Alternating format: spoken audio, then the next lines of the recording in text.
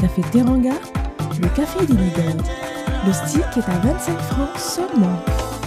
Ladies and gentlemen, comme vous le savez, Marodi sélectionne les meilleures vidéos du Sénégal. Alors, téléchargez vite l'application. Bam!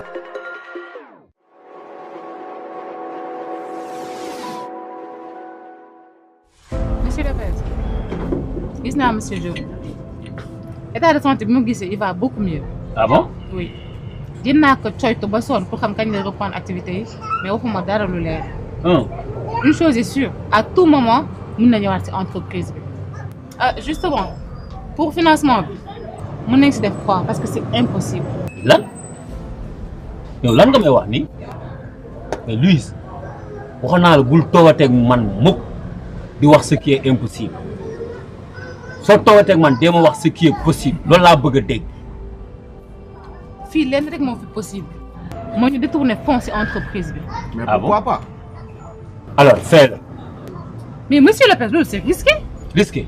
te li may fay jaraluma ko. Da nga ragal lii. mais du question de ragal. Ban question la. Mais Louise baa di yow da nga commencé am ay sentiments ci Pod. sentiment wu lan. Lenn laa lay xamal. Pod Lopez la yore. Tew xam nga Eva bu baax. Gis nga boo dof-dofloo boo dugg ci Pod daf lay rey.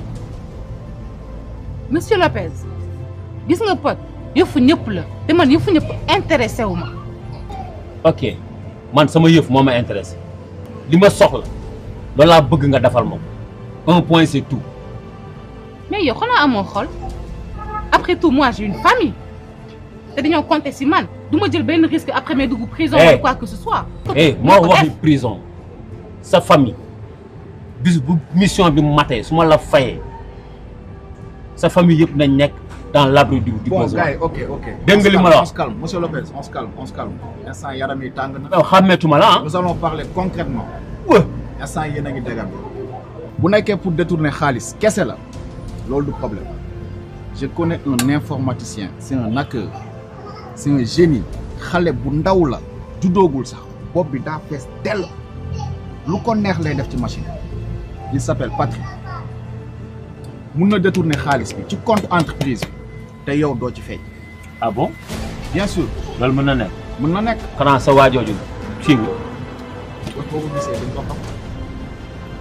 Ok li ma bëgg nga mettre en rapport ak Louise. Y a aucun souci. C'est comme si c'était fait. j'espère juste que du ma ko feeñ comme ni nga ko waxee Mario. Non doo ci feeñ. kañ ko ragal.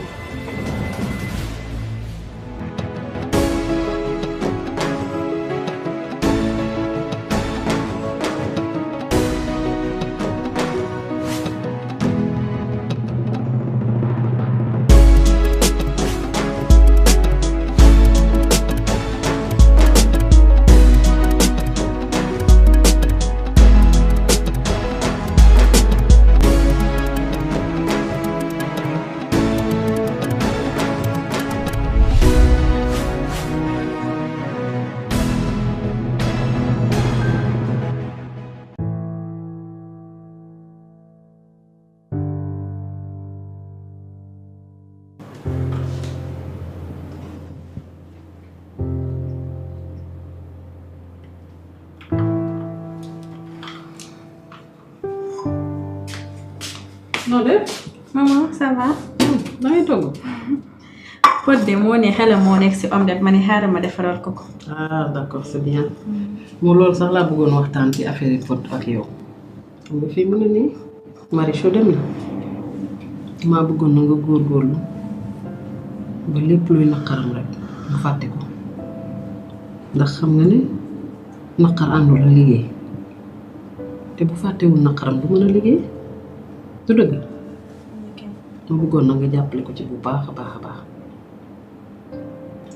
d'accord maman pour loolu moom amul benn problème bien vrai que Pod sama jëkkër la mais sama xarit la aussi. dëgg la. moom tey jii dinaa ko mot aawa mot ko ñaareel mot ko sax yaay tamit. ah loolu de moom dal na sama xel kontaan naa.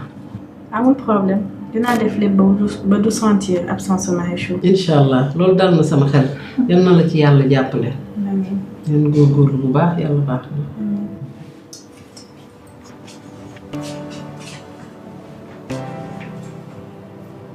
loolu daal lañ jëlee ci Lopez franchement man déjà man Lopez man j'arrive pas à le ça me saoule tout ça. Et tu penses pas que toutes les pistes nous rallient vers Saint-Louis? Man de j'ai l'impression que dañu dem Saint-Louis ñëwaat fii jël liñ doon wër yëpp bàyyi ko fa ñëw. C'est la même impression que j'ai mais franchement j'ai pas envie de retourner à Saint-Louis. Et pourquoi ça? xoolal en ce moment xoolal suñu histoire ou pas histoire ou Madame Diop ton père à côté actuellement c'est comme si on n'avait même pas de vie. loolu de ci yow la bees waaye man depuis que j'étais perdue je peux dire que j'ai plus de vie. s'il te plaît bul dugg ci débat boobu xam naa fi nga jëm. lan moo tax duma dugg ci débat boobu moomu dem nañ ci Saint-Louis ñëwaat boobu ba tey léttoo ma firi woo ma maa ngi toog rek di xaar nga may moi je ne sais pas je comprends plus. Kiné tout ce que je te demande regarde écoute-moi donne-moi ta tête. Fais ce que je te demande. Laisse-moi le temps de me remettre de ma séparation avec Elena. Ah, vous vous êtes séparés? En quelque sorte. Ok, c'est un bon début. Comment ça? Pour Saint-Louis, tu es partant ou pas? Je vais réfléchir.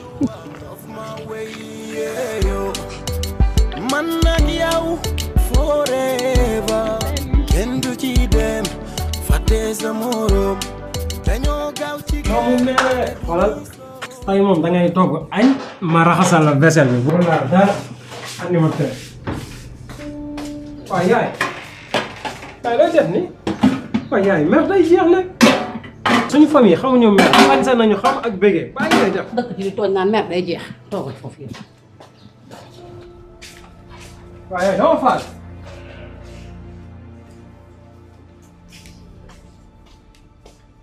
waaw yaay dama faal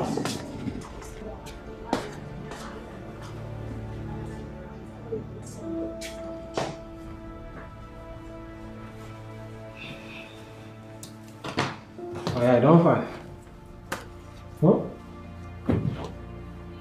dama maay sa caat de te caat yombul de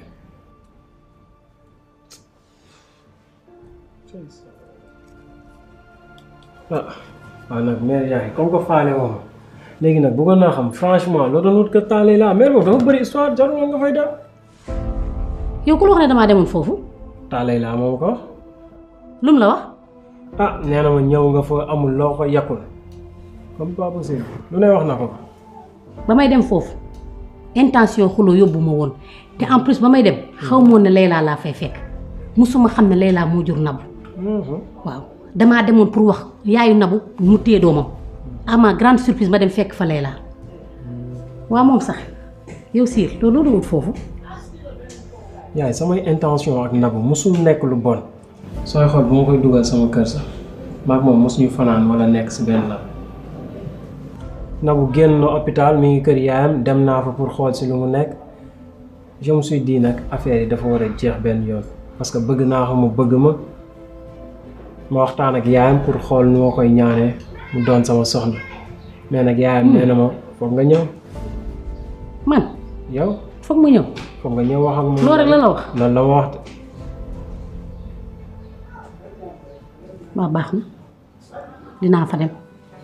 ah yaay sa tontu yomb na de. dinaa fa dem ba doo fa dem di xuloo ak moom. déedéet du yow jabar rek nga bëgg. jabar laa bëgg. waaw dinaa fa dem dinaa waxtaan ak moom. waaw kon baax na. dinaa waxtaan ak moom incha allah. waaw baal ma nag bàyyi sa ñii quoi kon neer tuuti baa ngi ñëw su ñëwee man maa si jox yu baax. waaw demal loolu lépp ay dóor la.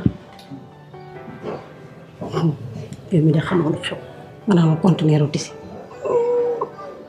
aji bii de bis bu waxee Siir kat mooy bàyyi xaw ma fu ma koy waxee.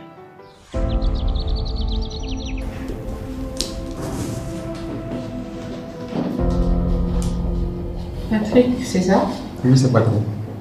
Ok. J'espère que M. Lopez explique exactement ce qu'on doit faire. Oui, pour le détournement de fonds, il m'a tout expliqué. Ok. Yo, Mungo. La même Marie, ko joxoon sa ordinateur bi ma génne discussion Facebook yi léegi.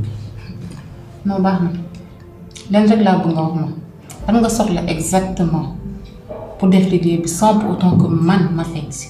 waaw pour loolu moom juste adresse IP rek mooy nécessaire mooy lijjanti ordinateur benn employé fii ak mot de passe bi ma def job bi ni mu waree. mais Patrick xalaatoo ni ko loolu am na risque. man Madel Tabarès li mbirum xaalis la mënoo def détournement de fonds sans mu feeñ mais bu problème di am moom borom ordinateur bi rek mooy am problème yow moom doo si leneen. bon ok dinaa jël ordinateur bu benn employé comme ça après nga def liggéey bi. ok. autre chose. oui. fi nga ko nar a defee. bien sûr fii rek laa ko mën a defee. ok bon merci de toute façon dinaa la rappeler. ah donc je serai à l'aise. ok merci.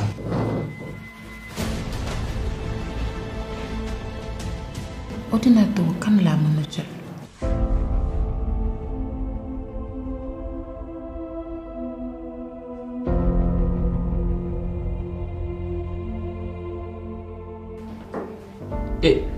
fiston bu ma neeti fiston laa la wax xam na laa bëgg nga wax ma sama yaay fan la nekk. mais tu es devenu fou wala depuis quand ma lay wax booy wax teg man del wàcce sa baaraam. yooyu moo fi jeex laa la wax mère bi laa bëgg xam fan la nekk. est-ce que yow dafoo. te moom wax na ma lépp xam naa yow yaay kan léegi li ma waxoon yëpp gëmatuma si dara mère bi wax ma fan la nekk. waaye nag tamit des fois quoi yow waxuma kenn ku dul moom buy moom depuis bi mu xamee ne yow tu es son demi frère te héritage bi danga ci bokk mayu la jàmm mu bëgg la xañ sa part la dugaloo ci yow sa bopp bi yu nekkul quoi ah kañ ngay nekk nit yow. fii bu amee benn ngaaka yow décidément alkaati yi Dubaay dóor. dugal xam moo la nga toog.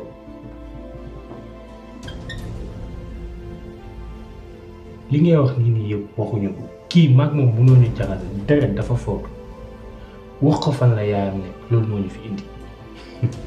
D'ailleurs on est allé à Saint-Louis on a tout découvert seen secte seen yëf yu bon yi ngeen nekkee yow Pascal sama papa ak ñeneen on a tout découvert mais loolu du loolu moo ñu indi fii tey buñ fi ñëwee c'est pour nga wax kon yaayam foo ko dugal ndax man je lui ai dit que bi ma gisee lettre bi tu as tout orchestré.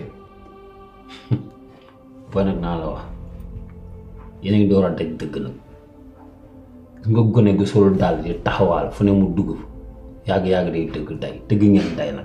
Qu'est-ce qu'il y a? Tu as peur qu'on découvre que yaa rey suñu pape? Je n'ai pas tué votre père boo xamul la rey sa pape non di nga daw yow c'est dire gis nga affaire de braquage yooyu noonu ce n'est rien du tout gis nga fii ngeen dugg nii nag yéen a ngi door a day dëgg nag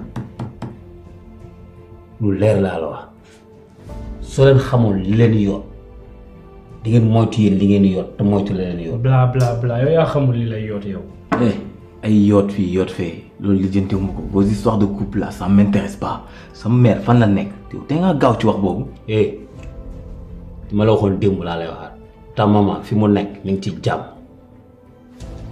la lay xamal 2 semaines laa la may nga andiwaat mère bi. 2 semaines bëriwul. tu as 2 jours. voilà. ta maman je vais la faire revenir mais di nga ko xam ne bari parce que fa mu nekk moo ko gënaat fi mu nar a ñëw. les bons comptes font les bons amis. Badara Cissé xam nga ko non. bonne journée.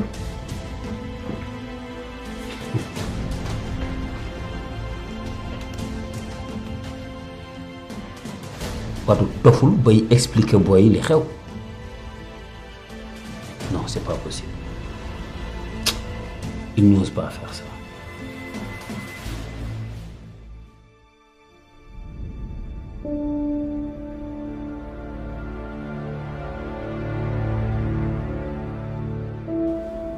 mais c'est pas possible man li mënul nekk.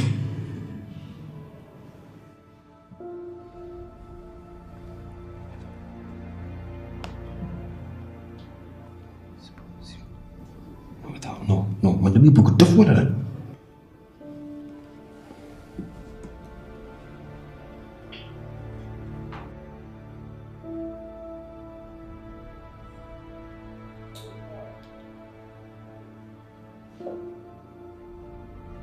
Allô, oui. Waaw mu ngi yegg sama bureau maa ngi salle de réunion. Ok, d'accord.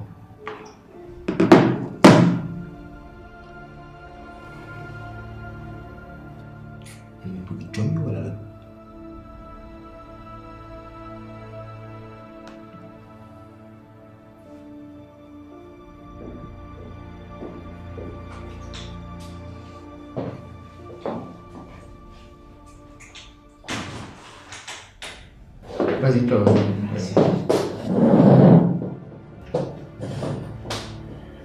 Oui, monsieur. Bon, Louise. Oui. dama ñëw tey. ma tijji sama mail ma gis ñu def fi benn virement de 120 millions ci compte Bit Perfect. 120 millions. Oui, 120 millions. Le viré ci compte Bit Perfect te ñu ngi ko defee à partir de sama adresse mail loolu naka la mu nekkee. Mais franchement, monsieur Diop, 120 millions. 120 millions. Attends, Louise. Louise, man, ba ma génnee Bit Perfect laa gëj ubbi sama adresse mail. Donc c'est même pas possible que ma def ko. Yow laa dénk responsabilité Bit Perfect. Lépp lu fi am, c'est sa responsabilité. Donc mënu ma ñëw tey ñu def virement 120 millions ma lay laaj nga naan xamoo nu mu demee. Monsieur Diop, c'est vrai, depuis lors, man maa fi nekk et tout, mais franchement, je ne vois pas de quoi vous parlez. Non mais Louise, mënoo ma tontu loolu. Non mais sérieusement, parce que man li xaw ma sax fu mu jógee. Ok, d'accord, xamoo nu mu jógee. Xam nga lu ñuy def. Je vais prendre le temps de vérifier. Tu peux retourner à ton bureau. Lu ci am après man dinaa leen woo réunion, on se retrouve ici tout de suite. Ok, d'accord.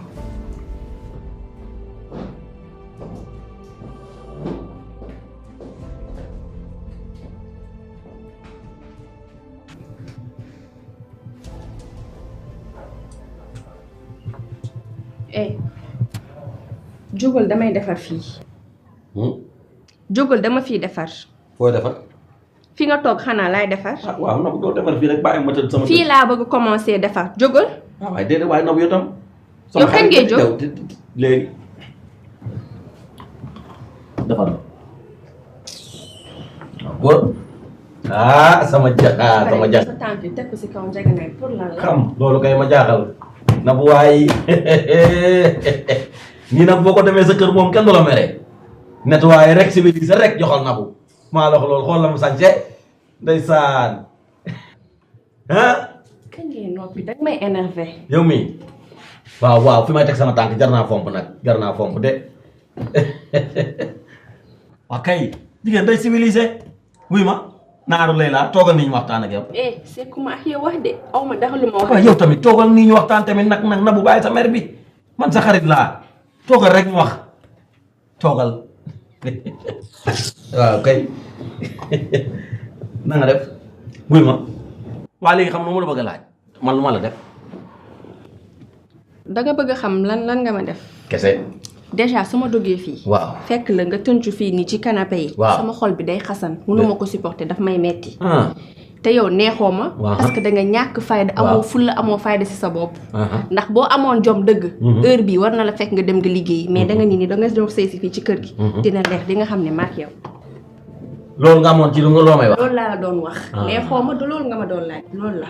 waaw kay xam nga nag xale bu reewee dina dégg li maamam daan añe ca guerre ba xam nga lu ma la bëgg a yëgal kër gii mënoo ma fee jële sa yaay moo ma jël def ma fii woon bëgg ma di ma defal lu ma neex yaa ngi dégg li ma wax waaw yaa ngi nax sa bopp mosul la bëgg. waaw yow xale nga yow xale nga dama ni xale nga après ngay comprendre day fekk bànneex bari yaa ngi dégg li ma la wax yow da nga réew du ma sa morom dégg nga li ma la wax du ma sa morom man sa morom yi bàyyi laa.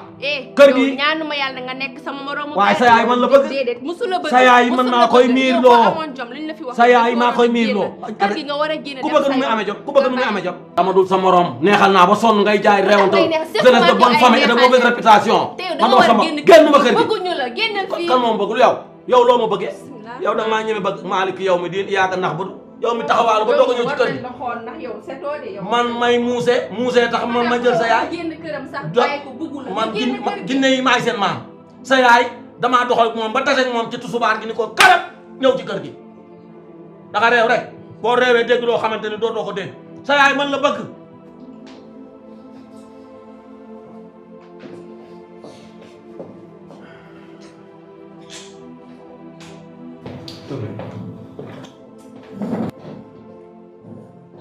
Bon, j'ai fait le choix de vous appeler Yéniar parce que vous êtes directement concerné par ce qui se passe. C'est simple, Nak. Je ne vous le cache pas, je vous le dis directement. Il s'est passé un détournement. On vient de détourner 120 millions dans les comptes de Beat Perfect. Quoi? Oui. À partir de mon adresse mail. Légui, il a guessé à l'informaticien. Après vérification, le vol s'est passé dans la nuit du 30. Donc il m'a dit beaucoup de choses. En gros, je sais ce qui se passe. Mais avant de voir ça, j'ai envie de vous faire savoir une chose. C'est comme si les 120 millions de gagnent Beat Perfect. De l'eau, ça, c'est impossible. Khalis bi su dellu si waatal Beat Perfect tombe et si Beat Perfect tombe man je tombe yéen ñëpp fu tombe donc même ki jël xaalis bi su ko jëriñoo nga xam ne mu ngi yàqal toute l'entreprise donc vous imaginez les conséquences ma bëggoon leen laaj yi ñaar ñii parce que lui quand même mooy responsable moom laa dénk Beat Perfect en mon absence yow tu es le plus ancien ma bëggoon juste ngeen wax ma yéen ñaar kan moo ci xam lii nu mu demee mu wax ma.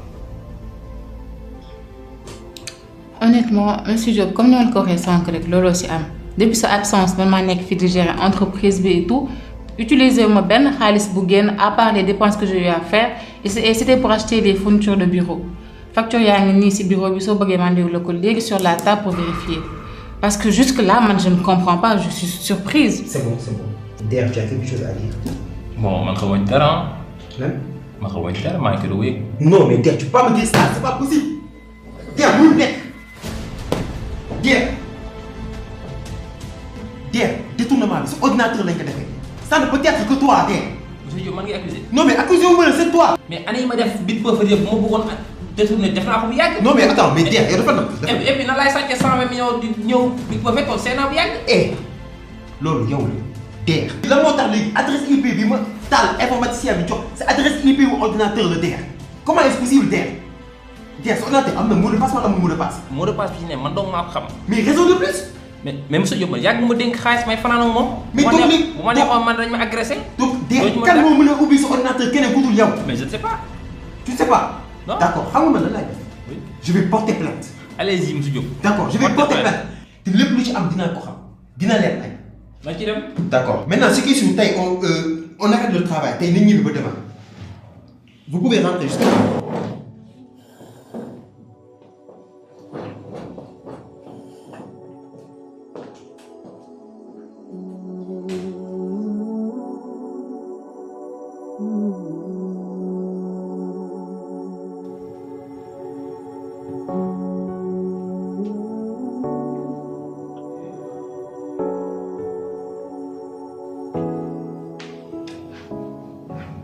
waaye kañ nga wàcc ak lan ngay wut fii lan moo tax yéegoo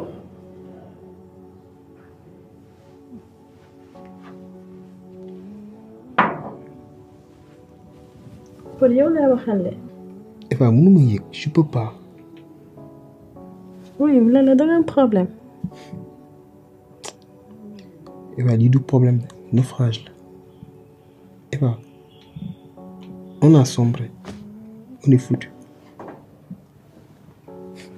Eva, je suis fatigué. Eva, là, à chaque fois, ça me dit que tu as un problème. Je suis un problème. Pourquoi? Ouais, lan moo tax ngay wax li doo ma wax li xew yaa ngi may inquiété de. Eva, 120 millions lañ détourné Beat Perfect. 120 millions. Pour loolu nu mu mën a nekkee. Eva temps bi ma toog yëpp absente J'ai fait confiance à mon équipe. Pour moi, je gère lépp. Je viens taille, espérant reprendre mes activités. Je me rends compte que c'est mon email est utilisé pour le virement. Là, je ne sais pas si l'ordinateur ou DER ça ne peut être que lui. Mon rek le mën a doon. Pod xamoo li ngay wax de DER ak ni mu yàggee ci entreprise bi ban intérêt lay am pour def loolu. Non mais raison de plus Eva. Frustration mën na tax sauf le fait que ma jël Louise teg ko ci kanamam mën na tax mu mer def ko. Je l'accuse. Moom rek le mën doon fu mu toll nii. C'est le plus ancien de Beat Perfect mais il ne veut pas évoluer. Te man j'ai porté plainte. Peu importe enquêter fu mu toll Beat Perfect dama koy jaay. Je vends Beat Perfect. Le néew luñ ci mën a am ñu rembourser suñu ay dettes parce que tu le sais très bien Eva on est très endetté. Après maintenant le reste après on verra. Fekkente ne je dois retourner à zéro je le ferai mais instant il y a juste une seule chose qui me préoccupe mu naka laa nar a jàkkaarloo ak sama yaay waxu di comment je vais faire. Eva lii comment on va se relever de ça. Eva on a réussi à surmonter tous nos problèmes mais lii naka lañ koy régler lii nii. Eva Beat Perfect xam nga ne moo yor suñu famille moo yor kër gi moo yor lépp comment on va faire Eva comment je vais faire. Pod instant yi mënoo jël benn décision comme que porté nga plainte rek bàyyil police def liggéeyam. Détournement Beat Perfect waaye kan moo war a mën a def loolu. Maxime.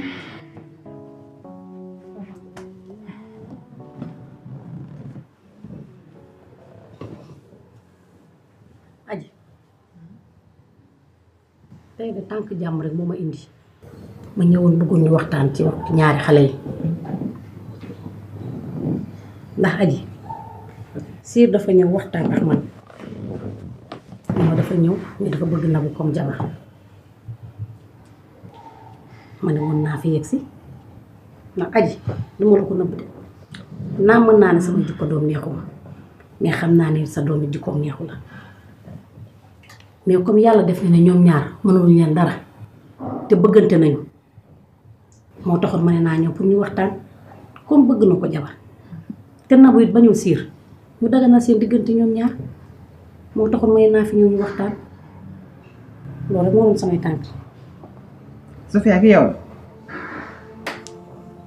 Sofia kër ba nga dugg sama kër gi ak na nga génne ko wute te yaa ñoo toog fii doon ne jàmm ngay wut bi nga duggee sama saal bi lang ma waxoon ci at danga ko fàtte ak kamaa la mën a dóor ba dee na paaje mais dama kaa defut dama xëy fajar teel dem sa kër doom wër ko ba gis ko sa doom lu ma waxul da koo fàtte ba dig ma nag ay rendi loolu xale la rek Aji. xale nekk mag nga ne jàmm nga bëgg mën na nekk mais ça dépend ci yow. ci man ci yow ndax ay conditions laa lay tegal. condition bien sûr. waa baax na. ndax ci biir wax nañ nga sa jikko doom neexu la sama jikko doom neexu ma baax na te sama doom mënoon na bëggante keneen ku dul Siir it mais gannaaw lii la yàlla dogal bëgg du bañ mukk mais bañit du bëgg mukk condition ba ko nangu rek muy jàmm ci yow ah. mën naa xam condition yi. ndax coono gi sama doom daj génne naa ko benn yoon génne ko ñaari yoon at ñëpp ngànk ma kenn war a ko pour sa doom te jàmm jooju nag lay dund des nag dundam gii yow doo ko xañ Siir du ko xañ soo mënee condition boobu matériel la te boobu bu ma la mayee jabar it du fi fanaan bés bu yëg sa kër it suy nelaw boo kenn yéen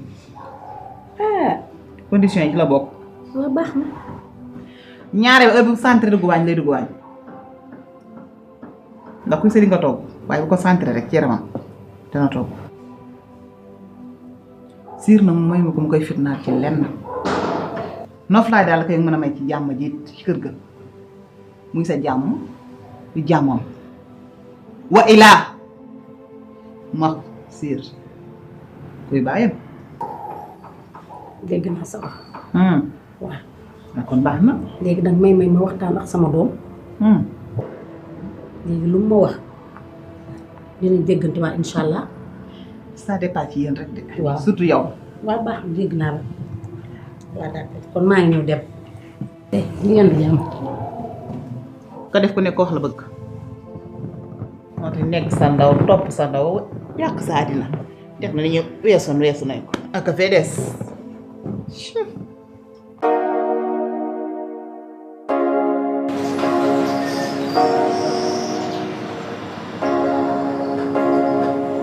def nga ma lu ma géntul woon lu ma dul mën a gëm ku ma ko waxoon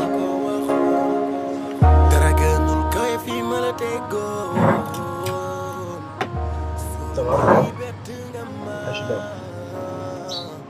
yow li nga ma def metti na ma ak fi ñu jaar yëpp lii mënu ma ko woon imaginer Pod li may dégg nee ma du dëgg Pod lii mënuma koo gëm mënuma gëm ni sa diggante ak Marichou jeex na. Max mais Marichou jeex na c'est terminé te di ci man Marichou la neex lu ma ci mën. Pod Marichou lim def du xelam du xalaatam du genre boobu xam naa ko bu baax lépp lu mu dugg suba ba ngoon jot taalee laa moo ko ci dugal matut kilifa du wax waxu kilifa. dem naa fa bëgg a wax ak Marichou mayuma sax ma wax ak moom daf ma buude ma ne xaaral ma ñëw wax ak yow parce que yow mën nga ma déglu.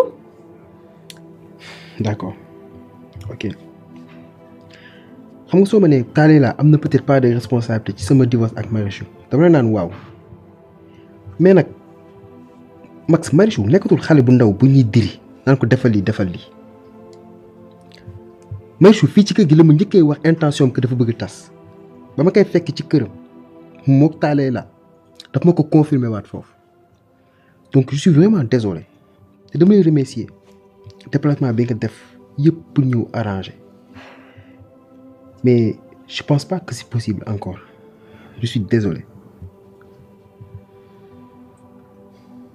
te nag Max gis nga moment yi ma toll nii dama la ko nëbb de tal naa leneen lu dul Marichou. Pod leneen lan nga war a mën a talul sa problème ak Marichou.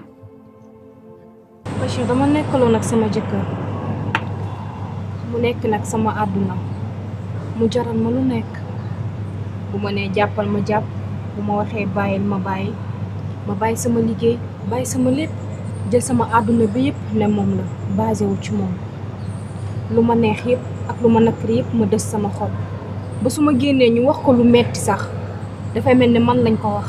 mu metti moo bëgg a dee mu doon sama àdduna nekk sama lépp. Marichou si c'est pas indiscret est-ce que mën naa xam la moo waral sa divorce si c'est pas indiscret je dis bien.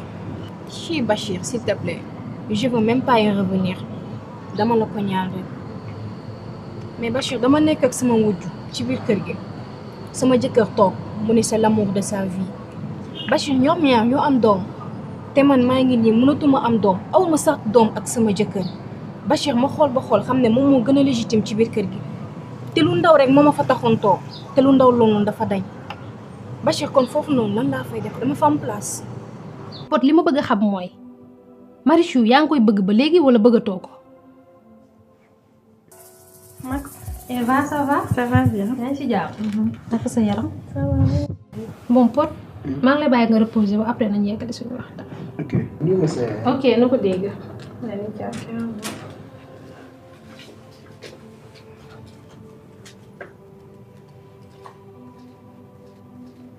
Pod. Max lan la fi doon def.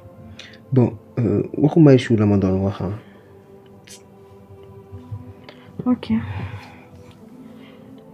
dama toog mu am benn idée bu ndaw bu ñëw sama bopp bi moo tax ma ne xaar ma ñëw wax la ko. benn idée c'est-à-dire. comme que lii jot na xew.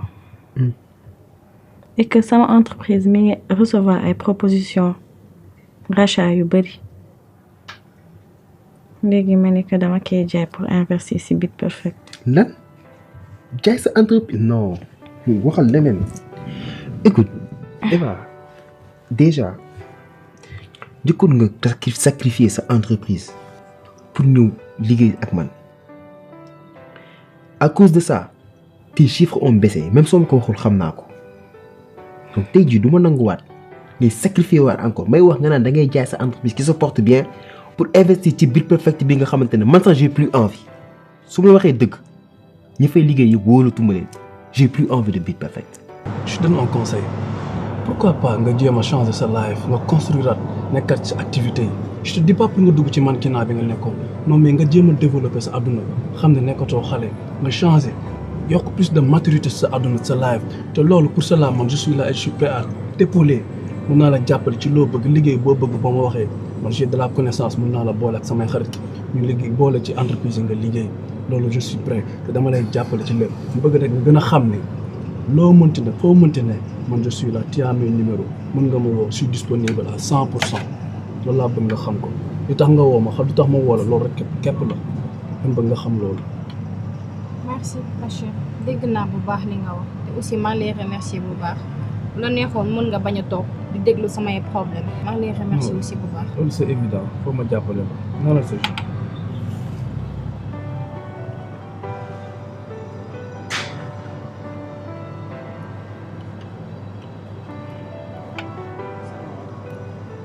Pod su ma la nekk dama bëgg investir ci Build Perfect c'est parce que dama nar a dellu siwaat moo tax te xam naa ni maag yow on peut relever le défi. Attends mais Eva pourquoi tu tiens tant à Build Perfect? Pod c'est le fruit de notre amour soo fàttalikoo bu baax on l'a construit ensemble te duma nangu kenn yàq ko. Tout a commencé quand nos regards se sont croisés. Non. Eva c'est compliqué. waa léegi jeex na jógal nga ñoom dem nga sangu noppalu ak dinañ ci wax jógal.